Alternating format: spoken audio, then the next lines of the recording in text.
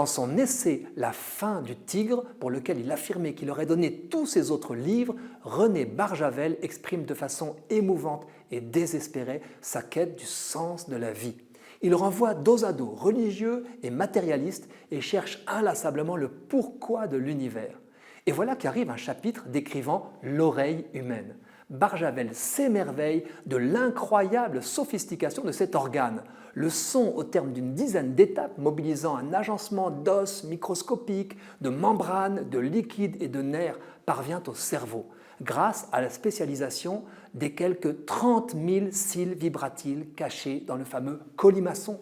Voilà l'homme capable de distinguer deux instruments jouant exactement la même note. Barjavel conclut qu'il est impossible que cette machine soit le fruit d'un hasard ou d'une évolution sélective. Il y a donc quelqu'un dans l'armoire, autrement dit un créateur qui sait ce qu'il fait. Barjavel imagine même que ce créateur a tenté de compenser l'usure de l'oreille interne en programmant la croissance constatée de son pavillon avec l'âge. Est-ce un hasard si cet auteur de science-fiction a choisi pour s'émerveiller du corps humain, jusqu'à en conclure à l'existence de Dieu, le stupéfiant bijou de biotechnologie qu'est l'oreille? Écoute Israël. Si l'oreille est prise à témoin de notre quête de sens, c'est que la beauté des sons joués par l'homme fait écho à celle du ciel.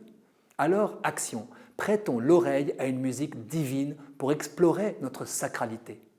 J'avoue qu'après avoir écouté certains morceaux de jazz qui m'avaient emporté, j'ai déjà pensé « à présent je peux mourir, Dieu ne peut qu'exister ». Certes, le morceau qui m'a caressé l'oreille en cassera d'autres.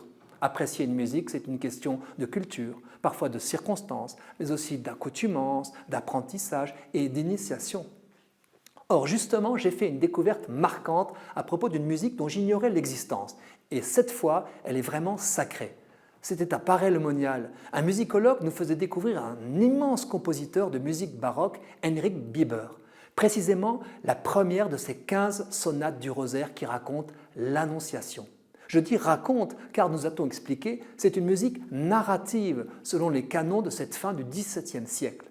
Pour que nous puissions la goûter, il a fallu nous expliquer en direct ces différentes phases. D'abord, l'arrivée de l'ange avec les vibrations de ses ailes ou de sa gravité inquiète, car la réponse à son message aura une portée cosmique. On entend son inclinaison jusqu'au sol par une cascade de notes descendantes. Vient sa salutation orale, simple et solennelle, puis l'effroi ressenti par la Vierge. Puis l'ange s'explique, si l'on peut dire. Après un instant de vide, occupé par une note basse continue, vient le oui. Et quel oui! D'abord léger, frais comme la jeune fille toute pure, puis s'approfondissant pour englober tout l'univers, et nous avec, jusqu'au déchirement de ses entrailles, au pied de la croix. Un oui en toute connaissance de cause. Joie de l'ange, et alors s'entend le mystère de l'incarnation où la Trinité est figurée. Peut-on écouter cela sans pleurer? Barjavel est mort, il écoute les anges. J'aurais aimé qu'il entende Bieber dès ici-bas pour le consoler.